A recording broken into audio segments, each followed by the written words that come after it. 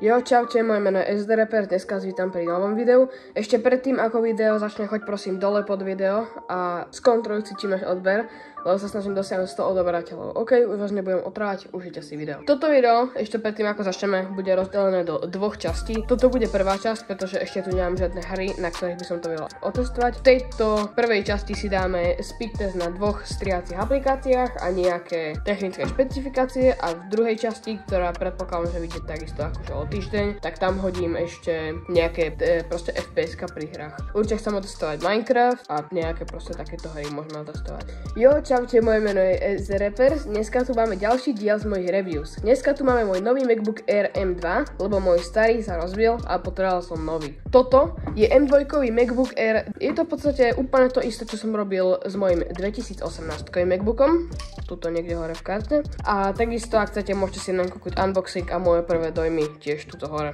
niekde v karte. Takže, začal by som asi tým, ako ten laptop vyzerá. Veľmi kockatý zo spodu, takýto krásny, má iba 4 šrobiky, nemá viac šrobikov ako napríklad tam 2018. A začneme teda portami. Má to MagSafe 3, 2x USB-C Thunderbolt 4 a 1x AUX 3,5 mm headphone jack. Takže, potom, ako túto vec otvoríte, tak môžete vidieť displej. Prvá vec, čo vám udrie do oka, je noč. Tento noč je v podstate, čo Apple nové spravil, že tam není proste hrubý ten displej, ale je tam iba ten výrazok na kameru. A môžete vidieť tu, že full sized tieto tlačítka sú že veľké, nie sú tie malinké. Tu niekde mám hodím fotku alebo niečo. Máme full size tlačítko. Síce sme zase prišli o veľké tieto tlačítka, ale to je v podstate jedno, pretože máme veľké ostatné tlačítka. Takže, keď si odnotneme, začal by som asi nejakými technickými špecifikáciami. Keď si hodíme tuto o tomto počítači Mac. Takže, keď sa teda pozrieme na tie technické špecifikácie. Je to MacBook Air M2 2022.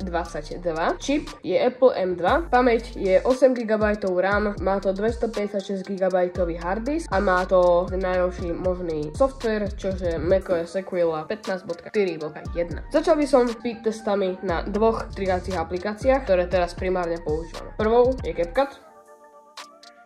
Tam hore si máme timer, tu vám hodím timer, takže tam môžete vidieť niekde čas, neviem, nepočítal som to. A potom tu máme ešte jeden program, ktorý som objavil a ten budem odteraz používať na nových videách, čiže si užite videa bez watermarku, nejaké, že fakt, že málo zostrihané, pretože mám nový program, v ktorom môžem strihať fakt ako profik. Takže volá sa to DaVinci Resolve, ak chcete, hodím vám link do popisku videa.